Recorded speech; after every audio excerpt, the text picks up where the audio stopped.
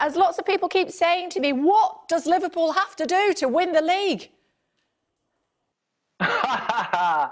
Well, at this moment in time, I think, if we can start in June, then we will pick up the season. I think that's what people want within football, the integrity of the football, of the Premier League and the Football League, to finish what we've started and then start again, whether that takes the following season not starting until October.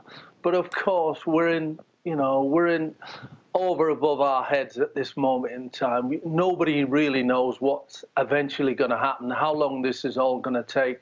So at the moment, we're still hoping, but that might all change. Yeah, what's the impact on the clubs that are, some of the clubs that are, in financial difficulty? Lots of players, I'm told, are taking a pay cut until the games restart.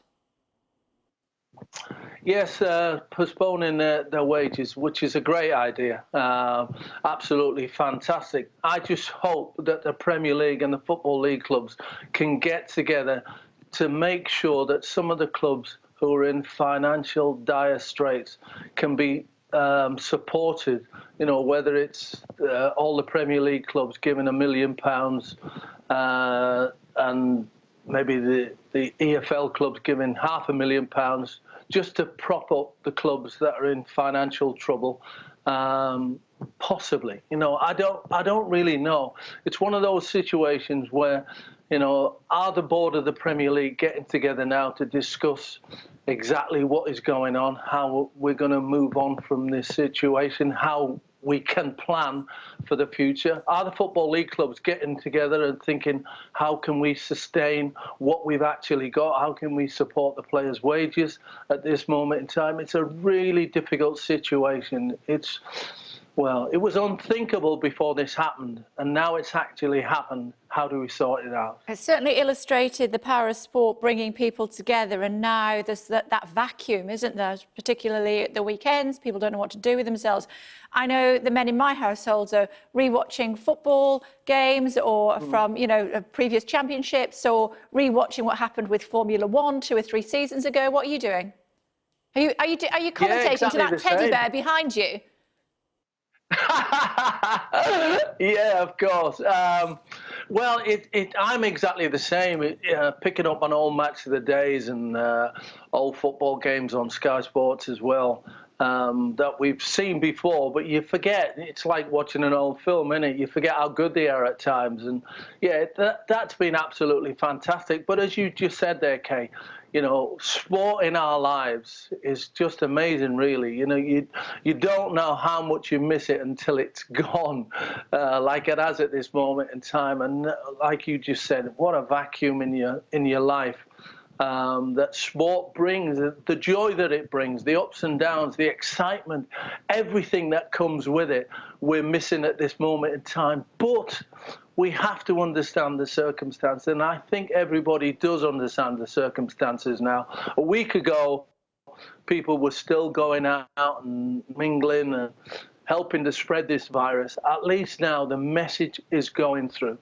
And a final thought on those sort of crown jewels that sort of punctuate the sporting season. I'm thinking about the FA Cup final, I'm thinking about Wimbledon, I'm thinking about the Grand National. Without those, people are going to be pretty bereft, aren't they?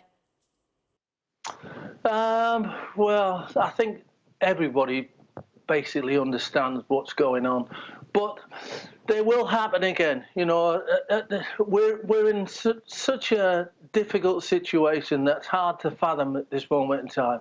The one thing that's become a godsend, and Kay, you're one of those key workers. Could you imagine if we didn't have social media and all those types of things at this moment in time, where we're able to relay these messages to people to say, stay at home? Could you imagine if it was 50, well, not maybe 25 years ago? It would just be absolutely horrific. It would certainly be a case and a situation where people wouldn't understand what was going on, wouldn't read a letter from the government. It would be incredible. So thankfully the message is getting through, so hopefully we're going to start as soon as possible. Have you been practicing in the shower your commentary for when you get back? Not quite in the shower. I've become.